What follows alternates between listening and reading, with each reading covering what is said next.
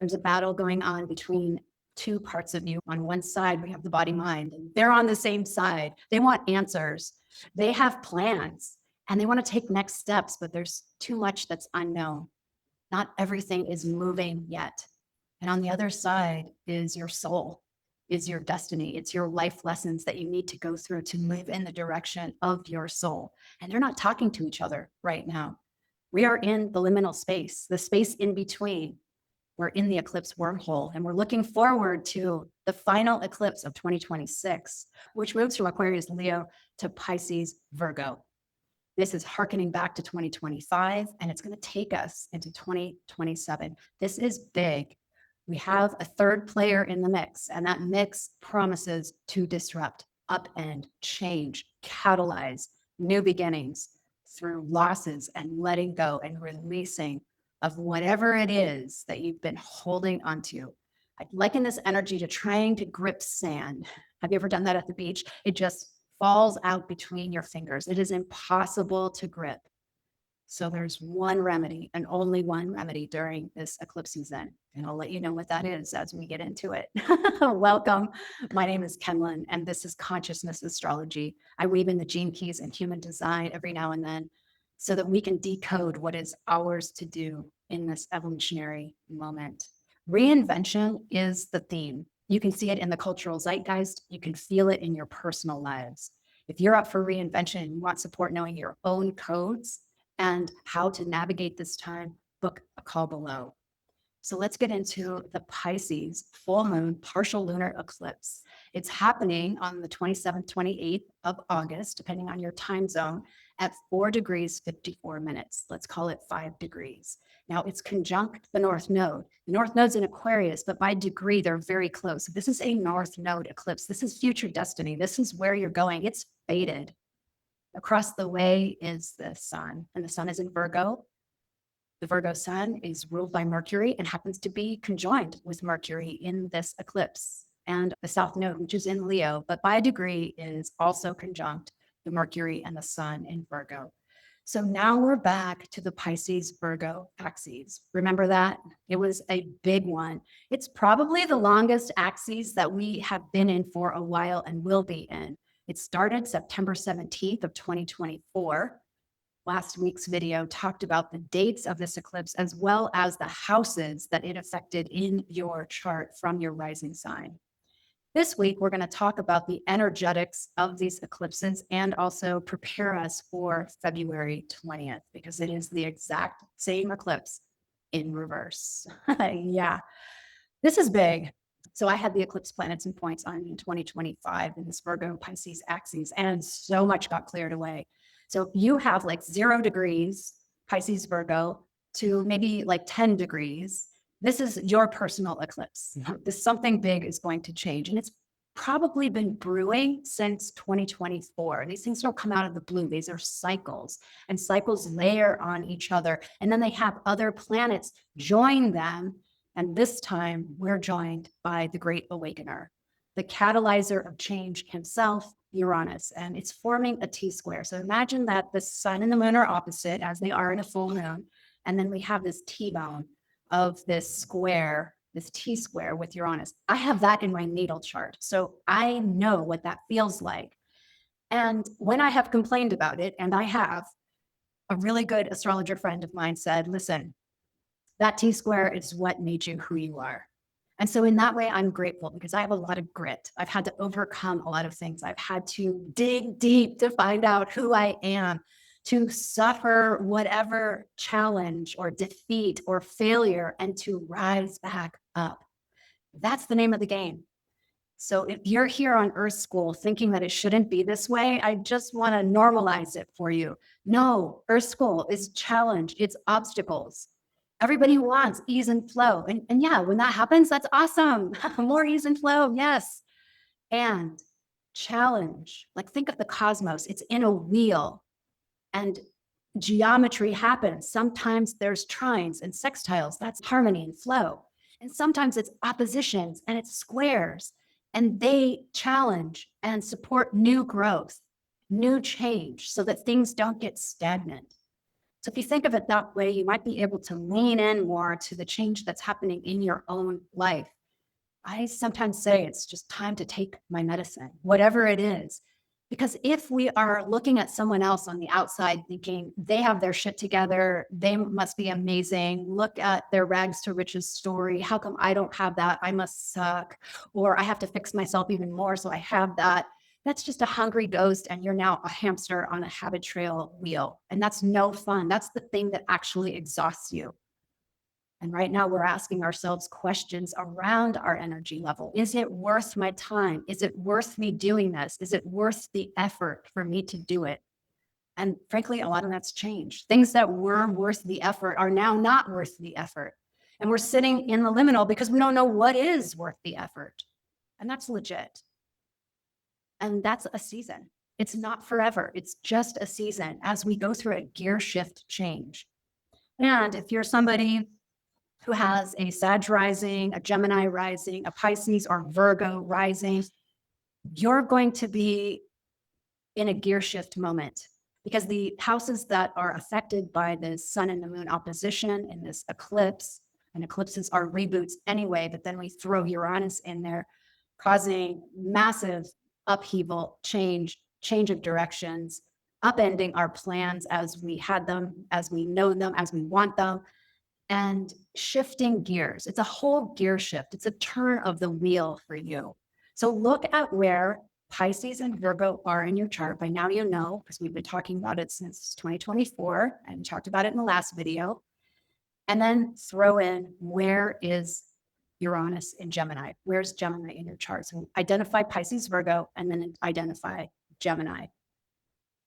That's where the action is happening. It's that the lever is the Uranus.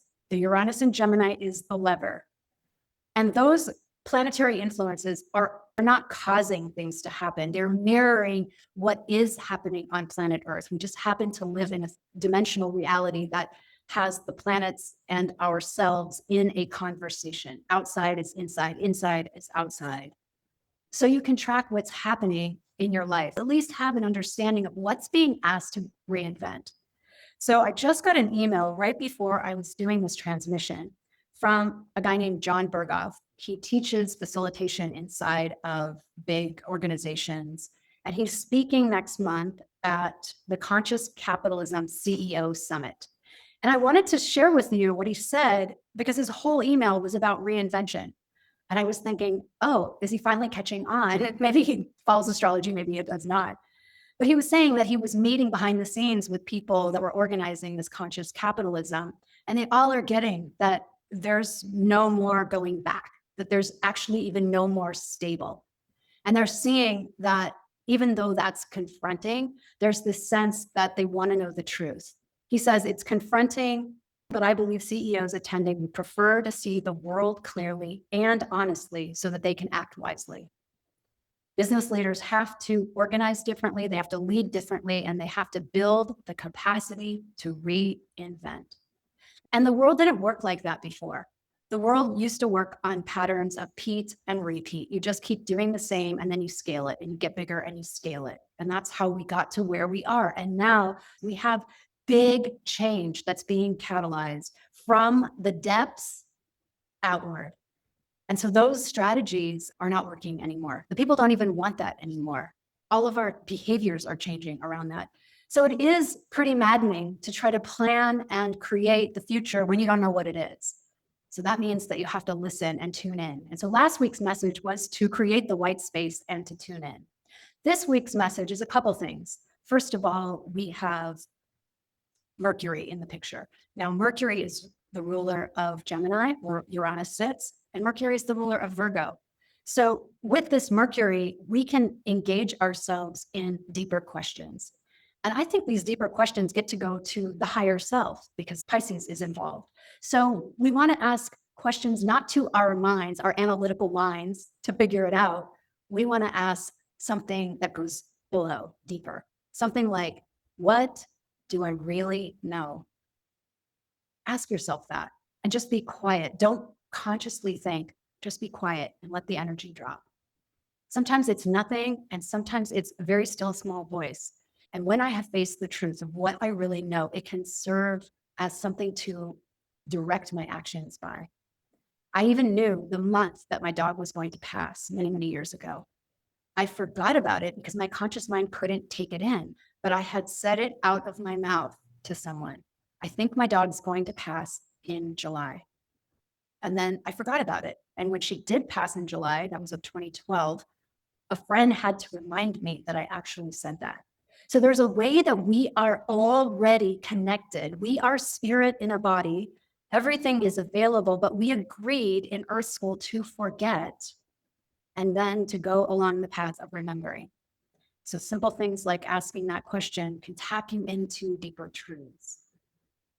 There's no way to fight this because fighting is going to take energy. Trying to corral an answer when there isn't one right now will take more energy than is worth it. And right now, we're not in an energy expending time. We are bringing our energy back to us to save it for what is our purpose? What is our dharma? What is the thing our soul wants us to do? And it will let us know that, but it will be a bumpy ride from now through February of 2027, and then even 6 months after that. But we have mutable signs. We've got Gemini, Virgo, Pisces. They're used to adaptation. They know how to move. They're nimble, they're quick, they're curious. The only other thing we have to account for is that they're ungrounded and that they could be spacey or subject to anxiety. So when you manage your mind, and Mercury is in this picture, and it's going to need to manage its swirling mind as it gets disrupted and challenged in its own mindset. This is where you bring out all your tools, because fundamentally, if you decide that this is happening for you and not against you, and that nothing is wrong, that this is actually part of Earth School, then you'll be able to lean in. So what is the antidote to the South Node, Sun, and Mercury? It is what is being illuminated. And what is being illuminated but the sign of faith, the sign of trust, the sign of surrender. And I don't often say this because sometimes people like to surrender even though action is required. And so I play that axis. But in this case, it is a surrender. You will be guided when to act. You will know when to act. You will experience your spidey senses telling you something that may be out of the ordinary, off of the calendar, off of the plan, the 5-year plan, the 1-year plan, the 1-week plan, outside the realm of what you thought was possible. Something else is over here. And it may be asking you to let go of worry, to let go of guilt. I know that there's a guilt thing that I'm carrying that is preventing me from moving in a certain direction. So that has to be resolved inside myself. And that's what this liminal place is for. There's a reinvention that's being asked of all of us. We are not going back. And those of you who follow this astrology know we are not going back. So where are we going? The script has yet to be written. It is being written inside each of us as we learn this dance of trusting and moving forward and trusting and moving forward. And so I hope that this message has served you, because I know that these are very big times and some of you are going to go through some pretty big changes. So let's talk about February 20th, 2027. This is a big one. So February 20th is a mirror of what's happening here. Right now, the full moon is in Pisces and the sun is in Virgo. It's going to be flipped. And we'll have the full moon in Virgo and the sun in Pisces. But we're also going to have Uranus squaring both of them again. And it's happening exact at 2 degrees. So the game stays in early degree Pisces. So the same place where it is effectively right now, with the north and a south node right nearby. And this eclipse season is going to complete the 2024, 2025, 2026, and 2027 monumental change in your life in whatever area has been worked, but particularly we can point to something in the Virgo Pisces axis of your chart. It's going to take you into something new, but it's going to be a ride. It's not settled. These are mutable energies. These are changeable energies. It might seem like it's going to land and then it changes again. That's the nature of it. So you're going to get really good at not expecting certainty and moving with the energy and where it wants to flow. And if you're a Sag, Gemini, Virgo, or Pisces rising, or you have planets or points at 0 to, like, say 9 or 10 degrees of Pisces, Virgo, this is your personal eclipse. And this eclipse is also being supported by Jupiter and Saturn in a trine. I love that because Jupiter is the expander of knowledge, of wisdom, of abundance, and Saturn wants to make that real. So we get to trust that nothing lasts forever. The free fall is not going to last forever. We're going to be at some point shown where our future destiny lies. We'll be able to make some actions toward it. It might upend and change, but overall, there's a system and a structure. That's what Saturn is going to bring through. And there's a deeper wisdom that you will have at the end of this cycle in 1 year than you have right now. And you can consider that a gold star in Earth School. So let's gather all the positive energy that we've created today and beam it out. May all beings benefit from the merits of our efforts.